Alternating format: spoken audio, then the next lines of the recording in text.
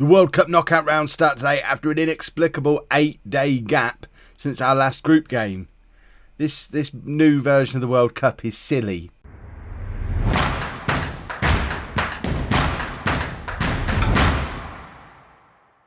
Hello and welcome to part 9 of It's Coming Home. Not that one. I'm Kev, and coming up on today's episode, at the very least, we play South Africa in the second round of the World Cup. I'd like to think we should be able to make our way past them and play whatever the next round. I don't know what round comes after the second round. There's so many second round matches. Presumably, there has to be at the very least a third. There is a third round before a quarterfinal. So, in an ideal world, we do second and third round today, quarterfinal and semi-final tomorrow, and then we do the final on Sunday. Will that be? I'm getting confused. Should we just play South Africa? We've gone back to the 4-3-3 for this game. We do have everybody available. Again, Edmonds is back after his suspension, but I don't think he should be rewarded by being able to waltz straight back into the team. Worryingly, so many of these players are having their match fitness just disappear completely. Tom Smith's played both group games and both friendlies, so he's played 4 games since the end of the season and still only has a 53% match sharpness, which I don't understand at all. But because there's been such a long gap between games, everybody is losing their match sharpness, especially those who haven't been starting. Nick Wilson scored in the last game, but because he didn't start it, match sharpness drifting away. It's hard keeping your players fit at the World Cup. This is silly, but yeah, we're going back to the 4-3-3, partly because I didn't want to bring Edmonds straight back in again, so the 4-2-3-1 wasn't an option, and partly because Wilson came on and scored in that last game, whereas Potts wasn't as impressive as the attacking midfielder, and all 3 of these players have got goals at this World Cup, so all 3 of them deserve to be starting, as far as I'm concerned, and the 4-3-3 has never let us down. Apart from that friendly against Brazil, where we looked rubbish using it. But we're not going to worry about that today. So we're going with Powell in goal, a back 4 of Page, Williams, Ashworth and Goff, with Shaw, Nixon, Smith in midfield, Wilson, Thompson and Williamson up front. Let's get into the match. And fingers crossed, the 4-3-3 will start to click again, the way it was clicking when we were using it before. My face seems very blurry. I need to fix my blurry face. Camera appropriately refocused. And we can get into the game. Right, let's... we should be winning this game with no problem at all. Get this started. Williamson with the kickoff. South Africa playing a flat back 6. So, I guess there's your justification for playing 3 strikers and fullbacks who push on a lot, because they're putting a lot of defenders on there. So we're going to have to navigate our way through all those defenders. I mean, we've definitely got goals in us. I just hope they all decide to score today. Goff with the throw. It ends up with Nix all the way across to Page, who both Page and Goff really pushed forward from fullback, which is excellent stuff. Nix now to Page again. He's got all 3 strikers lined up in the middle, but somehow doesn't find any of them. But it does fall to Williamson. And of course, Kevin Williamson scores. It's South Africa 0. England 1 on 18 minutes to open the scoring. If the ball starts to bobble around in the penalty area and ends up in the path of Kevin Williamson, it usually means a goal. Look how many South African players there were around Page for the original cross attempt. But because there were so many crowding him, when the ball did bobble free again, both Williamson and Thompson were both free in the middle. And if it falls to either of them, they're going to score. So I guess you could say there's a little bit of bad luck for South Africa there, because they did clear it and it bounced back off one of their own players. But even that, you could argue that's because they had too many players defend him. And their 4 men marking job ended up backfiring because they didn't mark the ones who actually needed marking. Nix now releases Williamson on this right hand side, who skins his man with no trouble at all, crosses to Wilson, and it's 2-0 to England. That was a lovely, lovely, lovely counter-attack. Look at the state of this from Nix. Just releases Williamson, and now we've got a 2-on-2 for the first time in the entire match, and Williamson just ruins his marker. Bearing in mind, Williamson is, 33 now? Still has the pace to destroy a fullback. And Wilson is there to tuck away his second of the tournament, I think. So all 3 of our strikers now in goals in this tournament. Nix now with the chance to shoot from range, and it goes just over. It looks like we're going in at half-time, 2-0 up. And probably starting to think early on in this second half in terms of keeping players fresh again, because of the just general fitness issues. I mean, it's presumably it's not just us having the fitness issues. It must be everybody. Am I missing something? Am I supposed to be? You don't have to do training for international football, do you? Because I certainly haven't done any, and don't think I've allocated my assistant manager to do it. Have I spent 2 years as England manager when I was supposed to be doing training and haven't done any? That would be marvellous. Williams with a lovely ball over the top to Thompson, and Thompson scores, and that's all three of our strikers on the score sheet again today, and it was a lovely pass forward from Williams. Let's have a look at this from the other angle. Just a really nice ball over the top into space. And when you've got three quick strikers like what we've got, a ball like that is going to ruin defenders, and that's exactly what it did. We've hit the hour mark. Let's see who needs to come off. I'm tempted to leave Smith on just to get some match fitness into him. Likewise with Wilson. Goff, though, is starting to tire. So let's take Goff off. Hubbard's around somewhere. There we go. We can bring Hubbard on for Goff. That can be our first saving our players substitution. Williamson, with his age, is one that I do need to keep an eye on. But he doesn't seem to be having any kind of fitness issues. Page is tired, so Page can be the next one to come off. Hawks can come on for him.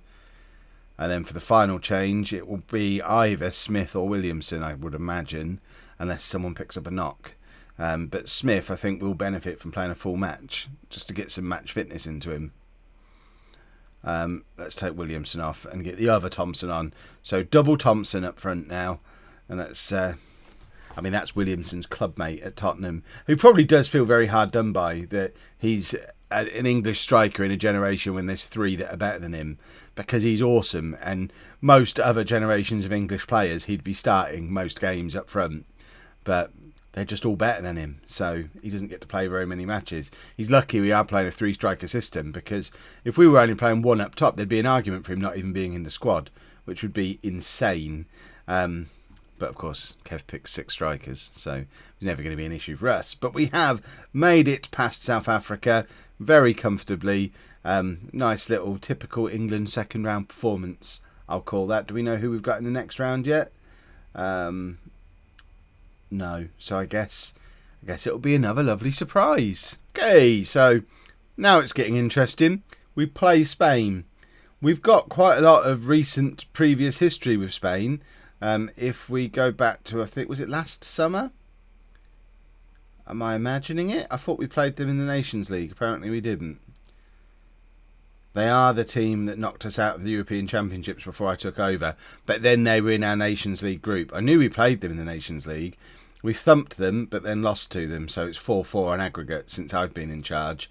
But then you take into account the European Championships game. And in the last 2 years, they've beaten us twice. We've beaten them once. So this is a game that is not a foregone conclusion for England. I don't know what how do we look at the world rankings to see where they are? There must be an easier way to get to the world rankings. So we're 4th, they're 5th. That feels like a tough match for us to get in the 3rd round of the World Cup. I mean, look at some of these other matches that teams have got. Japan against Chile, Ecuador against Algeria or Turkey, Senegal or Slovakia against Ukraine or Peru. Why are we playing Spain? Right, no change for the Spain game then. We are really struggling for fitness. This is just silly, not just match fitness, which Smith still doesn't have inexplicably, but just general conditioning. Because, I mean, it's been a decent gap since the last game. Where's the schedule? It's been a 4-day gap. They're just going to be all wandering around on crutches for the final if they make it that far. There's a few players in this squad who are wanted by other teams. Interesting. But we've not made any changes. Hopefully that doesn't come back to bite us. I don't know how good Spain are. I do know Costa is part of their team, but I also know Manu, Kano, Akemo, all the likes of them. All the Spanish players we've had never really got called up. So that suggests they're pretty good. And there should be some names that we recognise in the Spanish team, though. Costa, definitely in there. No sign of Jimenez either, who isn't even on the... I mean, that's how good they are. So many Spanish players that we know from home who don't even get into the squad. And we know how good Costa is, of course. This is going to be a tough one. Let's There you go. We owe Spain after what happened in our last match. Absolutely, we do. We're on. It's a difficult one. We're in a neutral venue. We beat them at home quite convincingly. We lost away quite convincingly. The last time we played them neutral was at the Euros when we got knocked out in the group stages, but that was under the last manager. So it's really difficult to know where we stand against them. My word, that was a bit of a let-off there. I do feel like this is probably one of those games where we shouldn't have played the 4-3-3.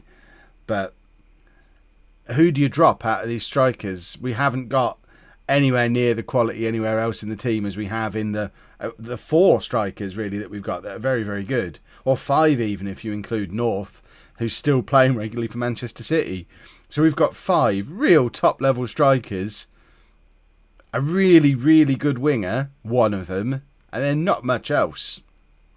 A couple of decent central midfielders. It's difficult. Managing England is complicated. I need to train these players to play different positions, but you can't do that as England manager. I need their clubs to do it. I need to sign half of them for home and retrain them into playing in other positions. Thompson now in behind, squares it for Wilson, and Wilson scored again. The amount of times I've referred to him as the one that got away for home, because we had the deal agreed to bring him into home like 4 years ago, for probably longer than that, 5 years ago maybe, for just over £20 million when he was still playing in the Championship for Middlesbrough. And I pulled out the deal because I felt £20 million was too much of a gamble. Since then, people have told me, Kev, he doesn't really score goals for Manchester United. Don't worry about it. But he plays regularly for Manchester United on the wing. And for England, he is a proper goal machine. I think he would have been a superstar at home. Right, 1-0 at half-time. That's the important thing. Don't get complacent. At what point do we sacrifice a striker or two and go to something a little bit more sensibly shaped? Like, for example, playing an actual defender at right back rather than Goff, and maybe sticking an extra man in midfield. Surely I have to do that at some point if we continue to lead in this game. Smith is shattered again. Page plays it to Nix. Nix has had a very good World Cup so far.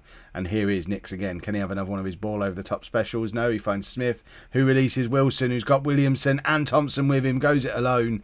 Forces the corner. Probably should have squared it to one of his partners who were in the middle. But here's Goff to take the corner. Corner comes in. Nowhere near an England shirt. But is there a penalty in there? No, it's actually a free kick against Wilson for the foul on their defender.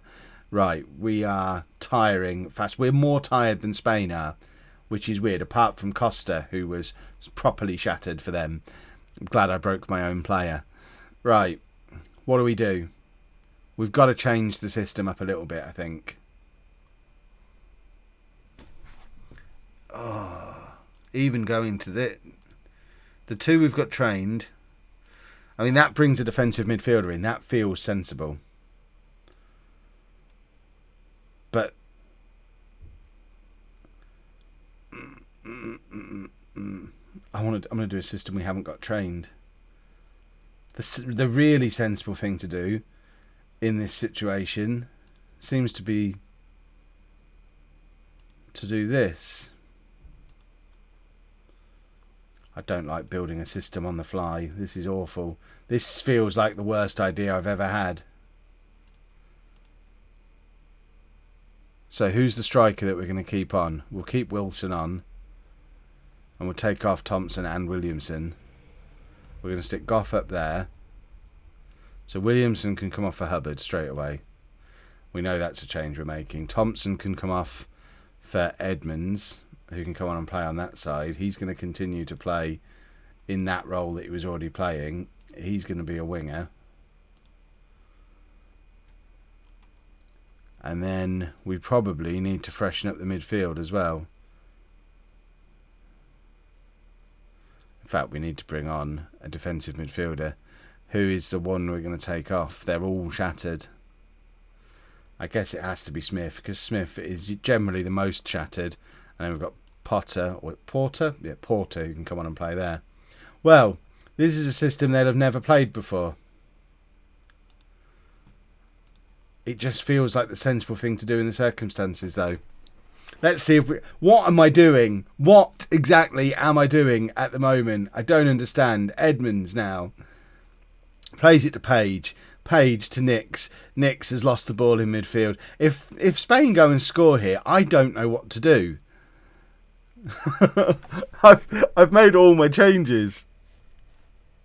I'm still playing a positive system as well. I've made all these tactical changes, but I've not actually gone to a counter-attacking system or anything, sensible like that. Wilson can't beat his man. The problem is, because we've been playing a gegenpress all the way through, we are going to get super tired at the World Cup. We even said, I remember when I first took over at England, we had this conversation down in the comments, how we probably shouldn't build a tactic around the gegenpress because we can't use a gegenpress at the World Cup because the players will get too tired. But it's all we've done for 2 years. So I guess we just have to keep doing it and cross our fingers and hope we can hold on somehow. Powell out to Williams. Williams plays it forward to Page, who's still pushed on massively. I love that. Page is charging through, plays Goff in. Goff is through and Goff scores in the 88th minute. It's Spain 0, England 2. It's a lovely goal from Goff. A lovely counter-attack made by Michael Page at left back. And that was just lovely. Page has been superb there. To have the energy to still make that run, to have the ability to still make that pass, that is awesome. And now we're going to drop a little bit of praise and hope that we can't throw it away from here. With 2 minutes to go and a 2-goal advantage, surely we've got 1 foot in the quarterfinals. Ball over the top for Wilson. Wilson's in again. Wilson scores again. It's a lovely little chip over the keeper. And all of a sudden it's 3-0. It turns out we can play this tactic. I mean, I've not switched to counter-attacking, but both of the last 2 goals have come from really quick counter-attacks. So obviously Spain are properly pushing on, and because we've got the quick forwards that we've got, we're just able to capitalise on it. Perhaps this I think we'd really suit a counter-attacking system, but I've experimented enough at this tournament. I don't think I should go out in the quarterfinals doing a counter-attack that we've never tried before. We've got to stick with the gegenpress and just hope that fitness levels hold, which is it's a big if, but we do. Oh, see, Spain have scored. There's been 3 goals in the last 2 minutes of this game. That should be too little and too late. I don't want to see the replay. We should be holding on from here. If they score again, this is ridiculous. But we might score again yet. It's Wilson. Look at all the space Edmonds was in. Surely you play Edmonds in there and get number 4, and just the World Cup's a ridiculous place to be. Williams gets the tackle in, but Spain are potentially in behind again here. Ashraf's over to cover though, and Powell, just a very cool head, plays it out to Hubbard, and the full-time whistle goes. And that was an excellent performance. If we play like that for the rest of the tournament, we're going to win the World Cup, because Spain are one of the best teams in the world and we've just comfortably beaten them, which is awesome. Do we find out who we're playing in the quarterfinal? Is it on here anywhere? You can see I've renewed Zupancic's contract for home. There's a spoiler for you. But we don't know who we're going to get in the quarter. Oh, it's going to be Croatia or Portugal in the quarterfinal, which will be tomorrow's video. If you've enjoyed that, please make sure you leave a nice big thumbs up on there for me. Subscribe to the channel for daily Football Manager videos. And thank you very much for watching.